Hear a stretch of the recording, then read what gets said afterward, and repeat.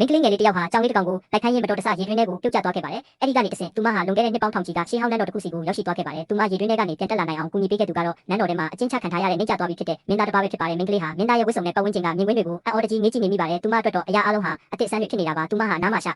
ဒီကတန်းလေးပေါ်မှာတောဆော့နေချိန်မှာမင်းသားကတော့မင်းကလေးပြောပြတဲ့ចောင်းစာတွေအကြောင်းကိုနားမလည်နိုင်အောင်ဖြစ်နေပါတယ်။အချင်းထောင်ထဲမှာဘာလို့ဒီလောက်တောင်ပျော်ရွှင်နေနိုင်တာလဲဆိုတာကိုလည်းသူစဉ်းစားလို့မရပါဘူး။သူတို့နှစ်ယောက်ဟာလုံးဝခြားနားတဲ့ကဘာနှစ်ခုကလာကြတာဖြစ်လို့စကားပြောတဲ့အခါမှာနားမလည်နိုင်တဲ့အရာတွေအများကြီးရှိခဲ့ပါတယ်။ဒါပေမဲ့လည်းအပြစ်ကင်းစင်တဲ့ဒီကလေးနှစ်ယောက်ဟာအချိန်တိုအတွင်းမှာပဲတငယ်ချင်းတွေဖြစ်သွားခဲ့ကြပါတယ်။ခဏနေတော့မင်းကလေးဟာပိုက်ဆာလာပါတယ်။အဲ့ဒီအချိန်မှာ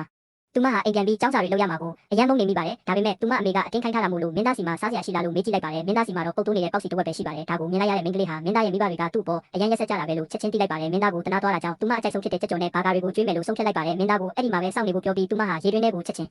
ခုံချလိုက်ပါတယ်မင်းသားဟာထိတ်လန့်သွားပြီးသူမကိုပြန်ဆွဲတင်ဖို့အစွမ်းကုန်စူးစမ်းခဲ့ပေမဲ့ရေတွင်းပုံကိုဆွဲတင်လိုက်တဲ့အခါမှာတော့ဘယ်သူမှမတွေ့ရတော့ပါဘူး။သူဟာအော်ဟင်းကိုကျွေးမိပါတော့တယ်။သူ့ရဲ့တူးရဲသောတငယ်ချင်းတစ်လေးကတခြားသူတွေလိုပဲသူ့ကိုဆွတ်ပစ်သွားပြီလို့သူထင်လိုက်တာပါ။မင်းကလေးဟာသူမရဲ့ခစ်တဲ့အိမ်လေးစီကိုပြန်ရောက်သွားပြီဆိုတာသူမသိပါဘူး။မင်းကလေးဟာသူမအမေနဲ့အပေးယူလုပ်လိုက်ပါတယ်။မင်းသားစီစားစရာတွေယူသွားပေးဖို့အတွက်ကြက်ကြော်နဲ့ဘာကာဝယ်ပေးမယ်ဆိုရင်စာမွေးဝဲမေးခွဟန်တွေကိုလိမ္မာပါနဲ့စွာဖြေဆိုပါမယ်လို့ကတိပေးခဲ့ပါတယ်။သူမဟာသူမအခန်းထဲမှာနှစ်နာရီကြာအောင်စားဖို့အသေးချာလုပ်ခဲ့ပါတယ်။စားစရာတွေလဲရချင်းပဲသူမဟာမြေအောက်ခန်းထဲကိုအပြေးလောသွားပြီးရေတွင်းထဲခုန်ချလိုက်ပါတယ်။ဒီတစ်ခါတော့သူမကိုဆွဲတင်ပေးဖို့အကြာကြီးစောင့်လိုက်ရပါတယ်။သူမအပေါ်ရောက်သွားတဲ့အခါမှာတော့တကူလုံးတန်ရာတွေနဲ့ဖြစ်နေတဲ့မင်းသားကိုတွေ့လိုက်ရပါတယ်။သူဟာအပြင်းထန်နှိပ်စက်ခံထားရတဲ့ပုံစံမျိုးပါ။ခစ်တစ်ကဘာရဲ့နှစ်နာရီဟာရှေ့ခေတ်ရဲ့နှစ်ရက်စာနဲ့ညီမျှတယ်ဆိုတာကိုသူမမသိခဲ့